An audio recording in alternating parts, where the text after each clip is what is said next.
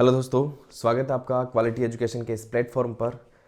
आज के इस वीडियो में जो आपकी एक डिमांड थी कि जो सर जो भी महत्वपूर्ण आयोग है उसके बारे में एक संक्षिप्त वीडियो बना दो, जिसमें कई बार एग्जाम में सवाल आता है कि कौन सी संस्था संवैधानिक है, कौन सी सांविधिक है और कौन सी गैर सांविधिक है, उसके बारे में सवाल जो बनता है उसके बारे में बताना है। इसमें कई बार हमें पता नहीं चलता है कौन सी संवैधानिक संस्था होती है, सांविधिक संस्था किसको कहते हैं और गैर सांविधिक किसको कहते हैं। तो आज हम उसके बारे में बात करेंगे। साथ में ये भी बात करेंगे कौन से आर्टिकल में दिया हुआ, किसका कार्यकाल कितना होता है, इन सब के बारे में हम डिटेल में बात करेंगे।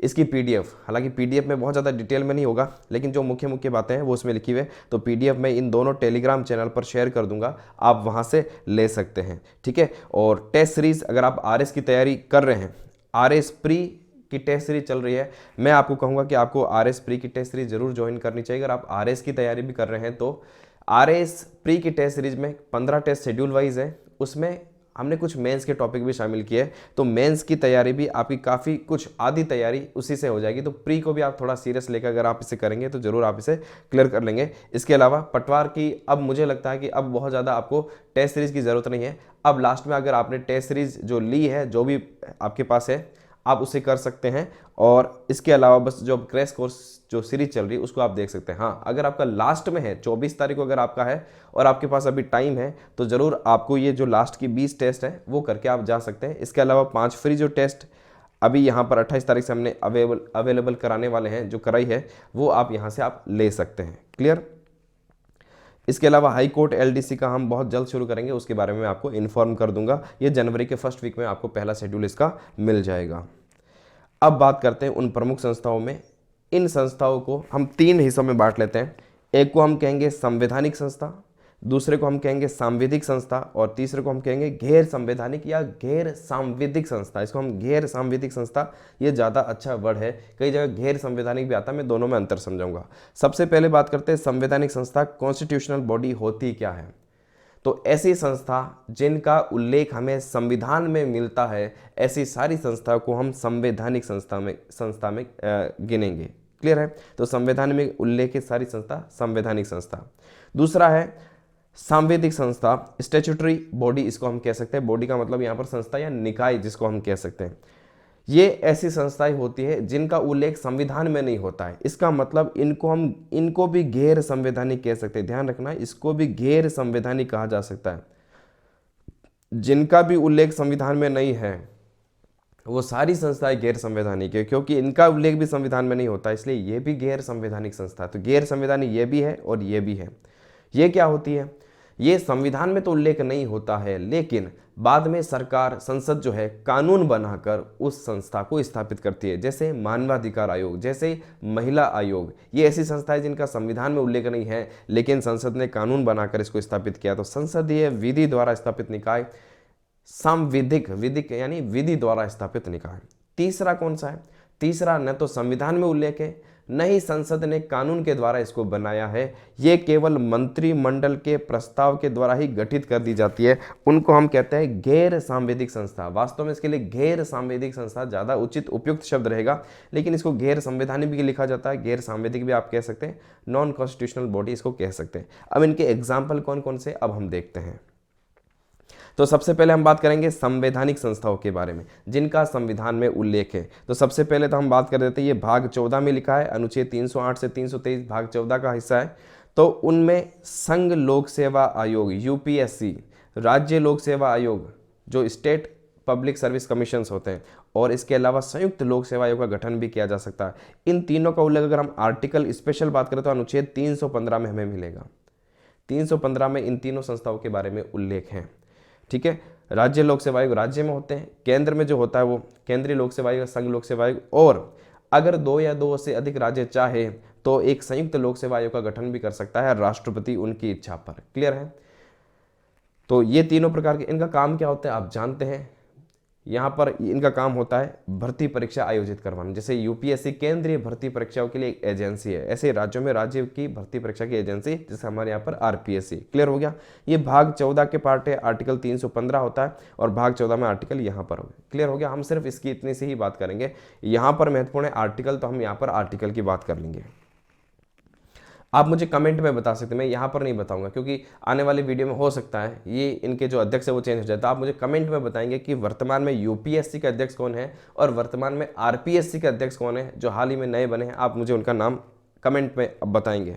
निर्वाचन आयोग, तो निर्वाचन आयोग का हमें उल्लेख मिलता है भाग 15 में और अनुच्छेद 324 से 329, 324 में इसका उल्लेख मिलता है, संविधान में उल्लेख मिलता है। इसका मतलब ये एक संवैधानिक संस्था है। मैं यहाँ पर केंद्रीय निर्वाचन आयोग की बात कर रहा हूँ, ठीक है। तो केंद्रीय निर्वाचन आयोग ये सेंट्रल का है। अगर हम राज्य की बात करें तो राज्य निर्वाचन आयोग भी होता है हर राज्य में, उसका उल्लेख हमें मिलेगा 243 ट में, इसको हम कह सकते हैं, ठीक है। 243 और उसका भी भाग जो सब क्लोज है ट, वहां पर हमें इसको मिलेगा, ये राज्य निर्वाचन आयोग होता है। अगर आप इसको इंग्लिश में लिखना चाहे तो इसको के लिख सकते हैं, 243 के। तो ये राज्य निर्वाचन आयोग अलग है जो बाद में बना था और ये केंद्रीय निर्वाचन आयोग है। इसके अलावा एससी आयोग, अनुसूचित जाति आयोग इसको कहते हैं, अनुच्छेद 338 और भाग की बात करें तो भाग अब 16 हो जाएगा। इसी तरह से बाद में एसटी आयोग अलग हो गया था एससी आयोग से और ये 338 के में आ गया, तो यहाँ पर ये भी भाग 16 में है। और एनसीबीसी हाल ही में 102वां संविधान संशोधन करके इसको भी संवैधानिक संस्था बना दिया। ध्यान रखना, अब इसका संविधान में उल्लेख हो गया, इसका मतलब एनसीबीसी भी अब कैसी संस्था हो गई, ये एक संवैधानिक संस्था हो गई। पहले ये एक सांविधिक संस्था थी, कानून के द्वारा स्थापित की गई, संविधान में उल्लेख नहीं था, लेकिन हाल ही में 2018 में इसको भी संविधान में शामिल कर लिया गया। तो ये तीनों भाग 16 में 338, 338 क और 338 ख, एससी आयोग, एसटी आयोग, एनसीबीसी आयोग। अगर आपको इनके आयोग के अध्यक्ष का नाम पता है तो आप मुझे कमेंट में बता सकते हैं, मैं फिलहाल यहाँ पर आपको नहीं बताऊंगा। इसके बाद बात करते हैं वित्त आयोग के अध्यक्ष। वित्त आयोग अनुच्छेद 280 में, हालांकि ये भाग 12 में होता है, भाग 12 में इसका उल्लेख है अनुच्छेद 280। इनके अध्यक्ष के बारे में भी पहले मैं आपको बता चुका हूँ। वित्त आयोग, इनका कार्यकाल हर 5 वर्ष के लिए होता है, ठीक है, ध्यान रखना। एससी, एसटी और एनसीबीसी, इनका आयोग वैसे 3 साल के लिए इनको गठित किया जाता है। और अगर हम यूपीएससी की बात करें तो यूपीएससी के जो अध्यक्ष होते हैं वो 6 वर्ष या 65 वर्ष तक इनका कार्यकाल होता है अध्यक्ष का, और सदस्य का भी यही होता है। अगर हम राज्य लोक सेवा आयोग की बात करें तो 6 वर्ष और 62 वर्ष की आयु तक का इनका कार्यकाल होता है। निर्वाचन आयोग का 5 साल का कार्यकाल होता है।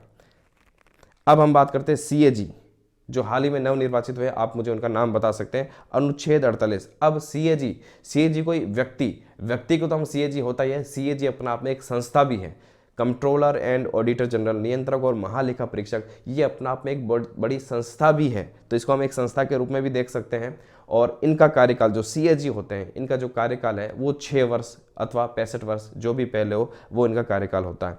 और ऐसे ही एक राजभाषा आयोग भी होता है। राजभाषा, ये भाग 17 में उल्लेखित हमें मिलेगा। भाग 17 हिंदी से जुड़ा हुआ है और हिंदी में राजभाषा, तो राजभाषा आयोग भी बनता है हिंदी के लिए।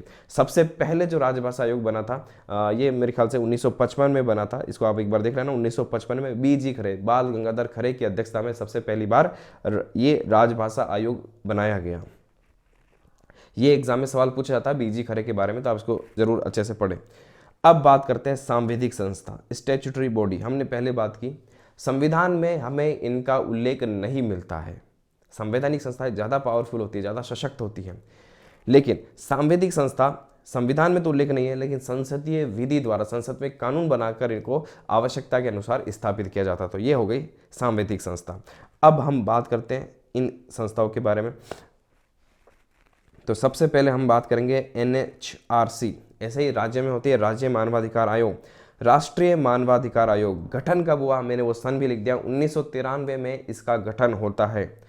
इसके अध्यक्ष का कार्यकाल कितना होता है, ये बहुत इंपॉर्टेंट, आपका बार बार कमेंट पे आया ये भी पूछने के लिए, तो मैं बता देता हूँ। इनके अध्यक्ष का कार्यकाल पहले 5 वर्ष या 70 वर्ष की आयु तक, जो भी पहले होता है वो था, लेकिन अब घटाकर इनका कर दिया गया 3 वर्ष या 70 वर्ष की आयु तक। ध्यान देना, राष्ट्रीय मानवाधिकार आयोग के अध्यक्ष और राज्य मानवाधिकार आयोग के अध्यक्ष दोनों का ही यहाँ पर घटा दिया गया। और एक चेंज क्या किया गया, पहले राष्ट्रीय मानवाधिकार आयोग के अध्यक्ष कौन हो सकते थे, जो सुप्रीम कोर्ट के मुख्य न्यायाधीश होते थे वही बन सकते थे, लेकिन अब अन्य न्यायाधीश भी बन सकते हैं। ये भी आप चेंजेस हुआ है वो ध्यान में रखेंगे। इसके अलावा राष्ट्रीय महिला आयोग होता है, ये 1992 का अधिनियम था, उसके आधार पर ये बना था। तो राष्ट्रीय महिला आयोग ये भी एक सांविधिक संस्था है। ये महिलाओं के प्रति होने वाले कुछ भी अपराध या कुछ भी ऐसी उत्पीड़न की घटनाएं हैं उस पर ये नज़र रखने के लिए बनाया गया, महिलाओं को न्याय दिलाने के लिए, महिलाओं की आवाज़ रखने के लिए, महिलाओं से संबंधित किस प्रकार कानून बने, एक दबाव समूह के रूप में भी सरकार को ये अपनी सिफारिशें देता है और महिलाओं से संबंधित कानून बनवाने में भी ये आगे रहता है। तो राष्ट्रीय महिला आयोग काफ़ी चर्चा में रहता है, आपने सुना होगा महिलाओं से संबंधित कुछ भी घटना होती है तो राष्ट्रीय महिला आयोग तुरंत वहाँ पर उसका संज्ञान लेता है। इसके जो अध्यक्ष है उसका कार्य हमेशा महिला ही बनती है और इसका कार्यकाल भी 3 वर्ष तक का होता है। क्लियर है, 3 वर्ष का कार्यकाल होता है। और राष्ट्रीय अल्पसंख्यक आयोग, ये जो भी अल्पसंख्यक वर्ग है, सिर्फ मुस्लिम नहीं, जो भी अल्पसंख्यक वर्ग हैं उन सभी के लिए उनके लिए कोई कानून बनाने की ज़रूरी हो, सरकार को उसकी सिफारिश देना, उनके कोई उत्पीड़न हो रहा है तो उनके लिए राष्ट्रीय अल्पसंख्यक आयोग बनाया गया है।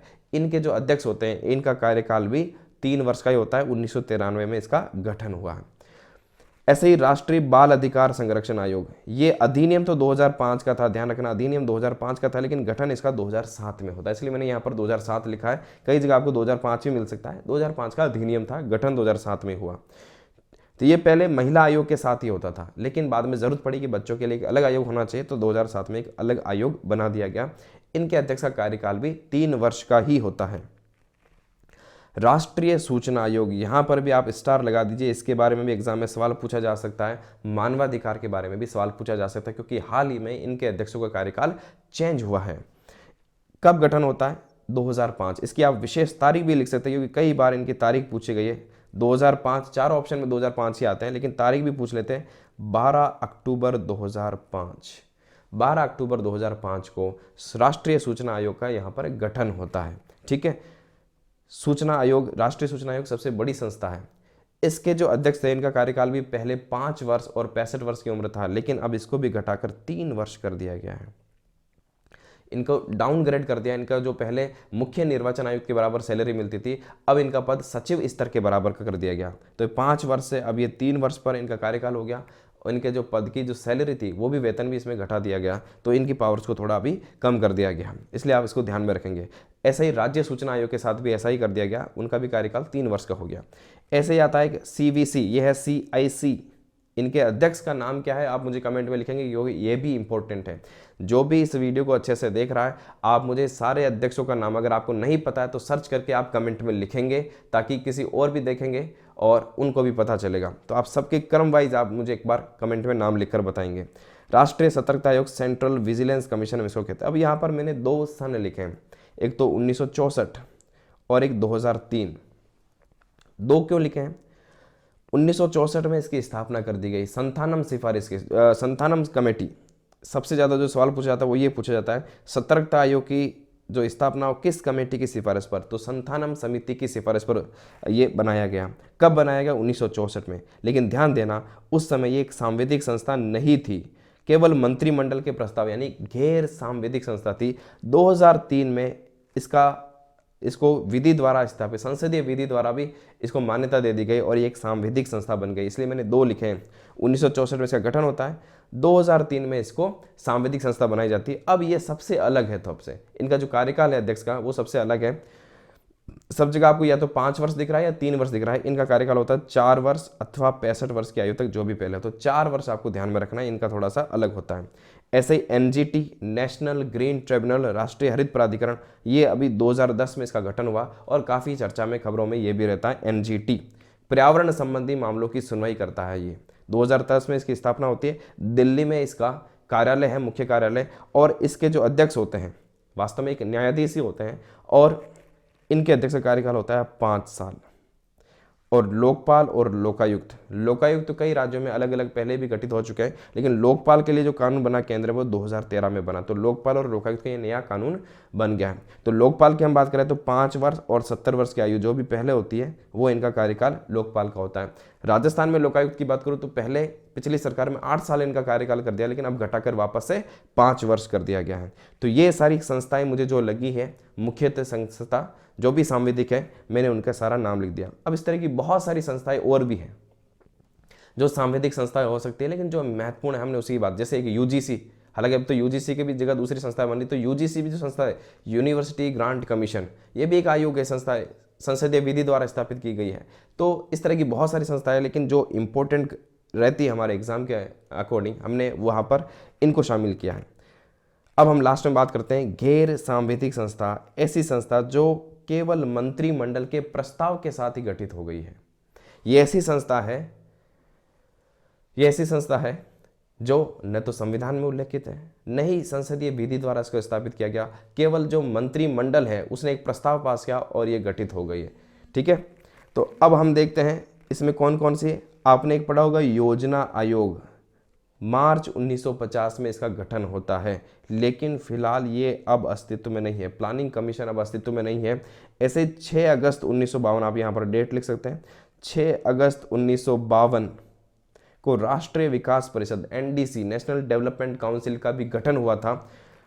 ये दो संस्था, ये दोनों मिलकर आज जो नीति आयोग है, योजना आयोग के स्थान पर नीति आयोग का गठन कर दिया गया है 1 जनवरी 2015 से। नीति आयोग, नीति को इंग्लिश में कहता है पॉलिसी, वो वाला नीति नहीं है, ये NITI, national institution for transforming India, उसका शॉर्ट फॉर्म है नीति। तो नीति आयोग, ये इसका पूरा नाम जो मैंने आपको बताया राष्ट्रीय भारत परिवर्तन संस्थान, हम सामान्यतः उसको शॉर्ट नेम नीति आयोग बोलते हैं।